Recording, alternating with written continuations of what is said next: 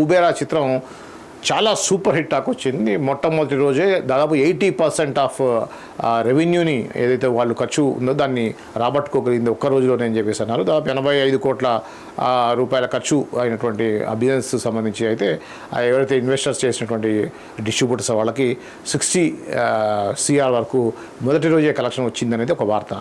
ఏది ఏమైనా కూడా శేఖర్ కమ్ముల యొక్క కెరియర్లో ఇది ద బెస్ట్ కలెక్షన్ వచ్చినటువంటి సినిమాగా అనుకోవచ్చు.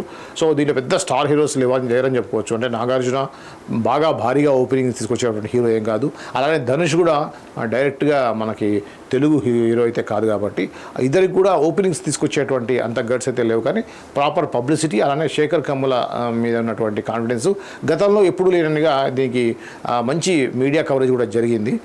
సో ఈ క్రమంలో ఈ ప్రీ రిలీజ్ ఈవెంట్ కూడా భారీగా సక్సెస్ అయింది. ప్రజల్లో ప్రేక్షకుల్లో ఒక మంచి పాజిటివ్ ఆలోచనలతో అయితే ఉన్నారు. దానికి తగ్గట్టుగానే సినిమా కూడా అద్భుతంగా ఉందని చెప్పి వచ్చింది. ఫస్ట్ రోజు రిజల్ట్ మాత్రం సూపర్ హిట్ టాక్ అయితే వచ్చింది. ఈ క్రమంలో నిన్న ఫ్రైడే రిలీజ్ అయిన సినిమా సాటర్డే సండే ఈ 2 రోజులు కూడా హౌస్ఫుల్గా నడిచేటువంటి అవకాశం 100% ఉంది. ఈ క్రమంలో ఈ వారంలోనే మంచి విజయం సాధించి 100 కోట్లకు పైగా ఖచ్చితంగా రాబట్టుకోగలుగుతుంది, డౌట్ లేదు ఆ విషయంలో. సో ఎన్ని కోట్లు అనేది ఇంకా మనకి మండే తర్వాత తెలుస్తుంది. మండే వరకల్లా 100 దాటిపోతుంది, డౌట్ లేదు ఆ విషయంలో.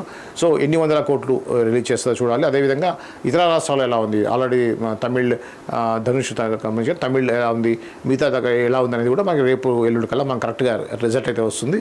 ఏదేమైనా కూడా ఇది ఒక శుభ పరిణామం. శేఖర్ కమ్ముల లాంటి దర్శకుడికి ఒక మంచి హిట్ పడిందని చెప్పి అనుకోవచ్చు. ఏదేమైనా కూడా ఇంకా బాగా ఈ సినిమా ఆడి ఈ యొక్క దర్శకుడికి ప్రొడ్యూసర్లకి మంచి పేరు రావాలని చెప్పేసి కోరుకుందాం. ఇది కుబేరా సంబంధించినటువంటి తాజా అప్డేట్.